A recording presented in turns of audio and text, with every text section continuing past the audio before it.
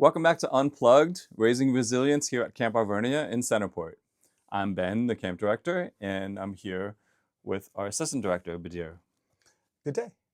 Today we are talking about the massive anxiety kids feel when trying something brand new. Whether it is staring down into the deep end of a pool or stepping onto a sailboat for the first time, the unfamiliar can feel absolutely terrifying to a child. So today's episode is all about how we help anxious children try new things and expand their horizons without forcing or pressuring them. It sounds difficult, but we do it every summer. Every summer. So Badyr, we see kids sitting on the sidelines all the time because they're deeply afraid of looking foolish in front of their peers or failing, which can be really difficult and counterproductive when you're trying something new for the first time. As a beginner, you're not going to be able to do things perfectly the first time, and so you have to be able to break the ice a little bit. So how do we teach our staff? How do we actually get kids to take that first step?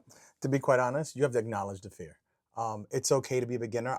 Whenever I'm teaching or when I'm coaching, I always praise the person that does the first thing for the first time, right? And I'm sure you can remember back when you were in school and it's the teacher asks a question, everybody just kind of look around to see who's going to put their hand up for the first time, or who's going to try, an at bat, or to kick an on goal, or to whatever in sports. It's like, who's going to be the first person that has the courage to step up? So obviously acknowledge the fear.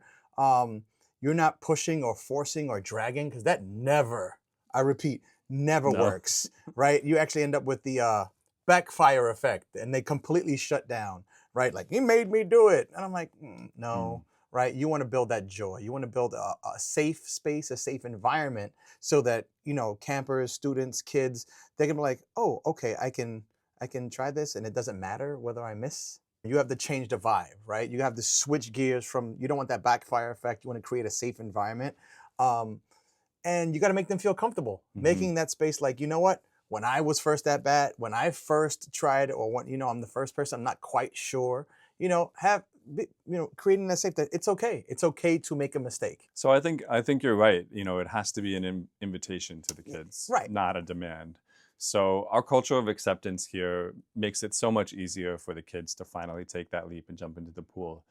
It really begins by showing them that nobody here is judging them. We intentionally create a camp space where it's completely fine and even celebrated to be a beginner. That's the absolute foundation to building real confidence in kids.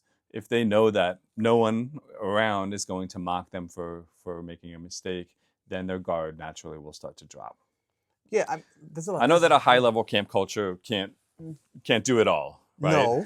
No, they can't. At the end of the day, the counselors are the ones that are standing by, that are in the water with the campers when they're at the pool or at the waterfront, and so on. So, Badyr, can you talk about that awesome concept that we train our staff on called professionally silly? Right. I mean, it's finding a space. So, yes, are we professional where we carry ourselves and safety is the first priority? Absolutely. But it's putting on silly top hats and vests and dressing up and making it okay to just be you, be yourself, right? It's getting into the trenches. It's wearing the goofy hats. It's singing off key. It's yelling at the top of my lungs in a game that, you're screaming across the field. That it's okay to be ridiculous, to look ridiculous. And and ultimately the campers and the kids, they stop fearing the judgment, right? It's a psychological shift that, it makes the game joyful, right? It makes it like, oh, this is just for fun. I know, like, for example, sometimes, at soccer, we'll play with a football, right? Knowing that it bounces all over the place. Or, forgive me, but we play like a Alaskan baseball. I don't know if you say that, where they have a giant hippity hop and kids are hopping from first base using a hippity, not running there, but it's completely silly. It's completely like insane. Or trick shot Fridays down at basketball, where you're just like throwing it over your head. You're bouncing it, trying to get into the hoop.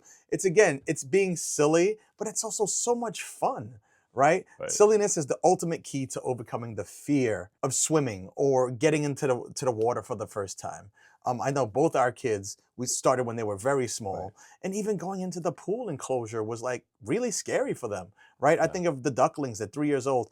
There's kids, we have hundreds of kids here at camp, and hearing the noises can be very overstimulating. And I remember walking around, and I didn't want to cause call attention to myself.